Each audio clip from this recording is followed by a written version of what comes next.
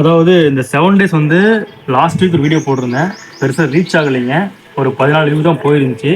Again ஏன் இந்த video போடுறேன் அப்டின்னா, நான் சொல்ற டிப்ஸ் ஃபாலோ பண்ணீங்கன்னா, உங்களுக்கும் இந்த மாரி 7 டேஸ் வந்து அருமையா வருங்க ஃப்ளவர். ஸோ அதுக்காக தான் மறுபடியும் நான் ட்ரை பண்றேன். இந்த வீடியோ ரீச் ஆகும்னு சொல்லி ட்ரை பண்றேன். ஸோ வந்து மறக்காம இந்த வீடியோ ஃபுல்லா பாருங்க. அதாவது என்னுடைய 2 மந்த்ஸ் பிஃபோர் வந்து இந்த செடியோடைய மோசமான நிலைமை ஒரு வீடியோ போட்டிருப்பேன். அந்த வீடியோ சைடில் உங்களுக்கு ப்ளே பண்ணுறேன். ப்ளே ஆகும் பாருங்க. ஹாய் ஃப்ரெண்ட்ஸ், இந்த செடி உங்களுக்கு எல்லாம் தெரியும் நினைக்கிறேன். இது 7 டேஸ் ரோஸு செடி பார்த்தீங்கன்னா ரொம்ப வந்து ஒரு மோசமான நிலைக்கு போயிட்டுருக்கு. ஸோ இந்த வீடியோ சேவ் பண்ணி வச்சுக்கோங்க. இந்த செடியை இன்னும் நல்லா க்ரோத் பண்ணி எகைன் ஒரு வீடியோ உங்களுக்கு நான் போடுறேன். போட்டதுக்கப்புறம் அந்த டிப்ஸ் நான் உங்களுக்கு சொல்கிறேன். ஓகே, இப்போ வந்து அந்த வீடியோ நீங்கள் பார்த்துருப்பீங்க. அந்த செடி தான் இன்னைக்கு இப்படி இருக்குது, சரிங்களா?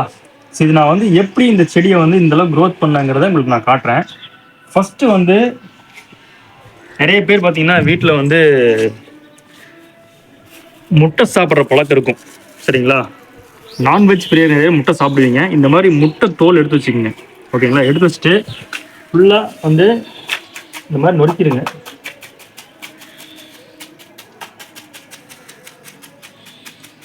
இது வந்து பெஸ்ட்டாக இருக்குங்க.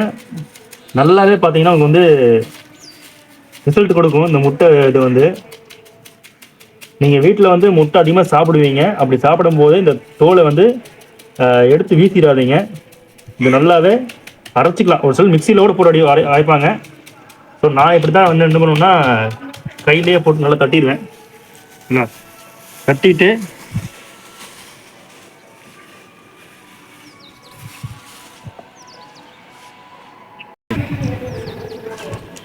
இந்த மாதிரி கலரி விட்டுருங்க.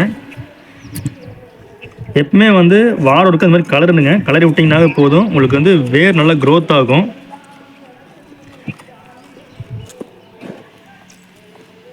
ஓகே, இந்த மாதிரி வந்து நல்லா கிளறி விட்டுட்டு இந்த வேர் பக்கமாக பார்த்து நீங்கள் வந்துட்டு போட்டு விட்ருங்க. போட்டுவிட்டாவே போதும். முட்டை தோலில் வந்து பார்த்தீங்கன்னா உங்களுக்கு ப்ராஸ்பஸு, அப்புறம் வந்து கால்சியம், இதெல்லாமே இருக்குங்க.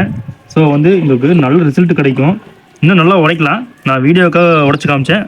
இன்னும் வந்து நீங்கள் இந்த மாதிரி என்ன சொல்கிறது, மிக்சியில் போட்டு கூட அரைச்சி போட்டு கொடுக்கலாம். இந்த மாதிரி போட்டிங்கன்னா போதும். இந்த சத்து வந்து பார்த்திங்கன்னா உங்களுக்கு வந்து தண்ணி ஊற்ற ஊற்ற உங்களுக்கு அப்படியே வந்துட்டு உங்களுக்கு நல்லா வர ஆரம்பிச்சிடும், சரிங்களா? இது அடுத்து வந்து பார்த்தீங்கன்னா 7 டேஸை பொறுத்தளவுக்கு நீங்கள் பூ நல்லா விரிஞ்சோன்னே எடுத்துக்கலாம். இதழ்கள் வந்து சீக்கிரமாக கொட்டாதுங்க. மற்ற ரோஸ் மாதிரி கிடையாது, சீக்கிரம் கொட்டாது. இன்னொன்று 7 நாளுமே இது வந்து பூக்கள் பூத்துக்கிட்டே இருக்கும்.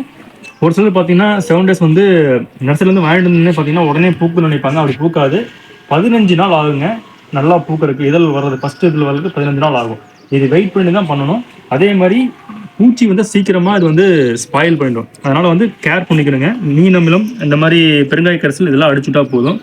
ஸோ இந்த வீடியோ பாருங்கள். உங்களுக்கு பிடிச்சா லைக் பண்ணி சப்போர்ட் பண்ணுங்கள். நம்ம சேனலில் கார்டனிங் ரிலேட்டடாக பிளான்ட் க்ரோத்தை பற்றி நிறைய வீடியோஸ் போட்டிருக்கோம். சப்போர்ட் பண்ணுங்கள். தேங்க்யூ.